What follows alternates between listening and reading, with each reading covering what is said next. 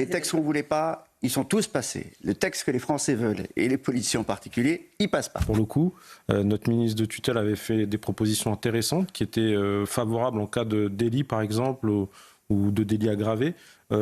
Faciliter l'expulsion des immigrés en situation irrégulière. Quand on l'a vu à la gare du Nord, quand on a vu la jeune fille qui a été tuée. Enfin, il y a plein de faits divers qui font où l'OQTF revient souvent. Et l'OQTF, on n'arrive pas à s'en servir. Ils attendent que la deadline arrive. Ils ne partent pas. Et puis, du coup, on se repart sur une autre procédure. Il n'y a pas de point plus intéressant ou pas. C'est surtout le fait qu'on donne plus de moyens aux services qui sont censés gérer la lutte contre l'immigration irrégulière. Je vais donner un exemple sur la région parisienne et la Petite Couronne. On manque de 100 policiers, des petits services qui luttent contre les marchands de sommeil, qui est un vrai sujet aussi.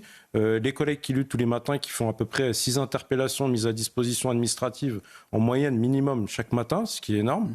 Et donc ces collègues-là sont en sous-effectif. Quand il y a une loi comme ça qui est adoptée, nous, ça nous donne non seulement plus de moyens législatifs, mais en plus, forcément, vu qu'il y a une volonté politique, ça nous donne plus de collègues sur le terrain, plus d'effectifs, plus de recrutement pour lutter contre cette immigration irrégulière. Nous, en tout cas, on espère que les choses iront très vite, parce qu'en un mois et demi, on a eu quand même 2 attentats.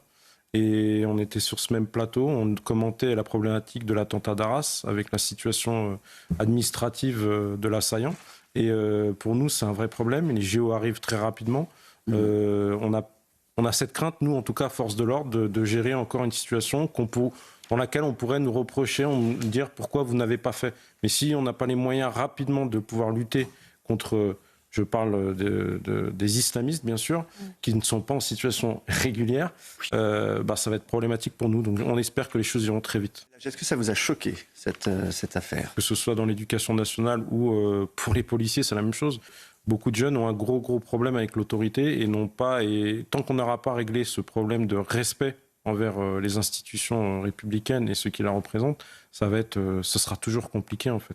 Il y a aussi la responsabilité des parents qu'il faut guetter vraiment. Quand vous voyez ces chiffres, vous vous dites quoi ?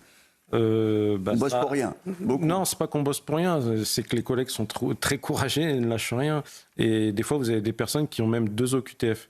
Donc nous, on fait le job, toujours pareil, mais ça reste de l'administratif. Si jamais, en termes législatifs, on n'est pas en capacité d'expulser les gens, c'est très compliqué pour nous. On avait une problématique, vous l'avez soulevé, c'est sur ces petites villes de province qui sont pas loin de Menton.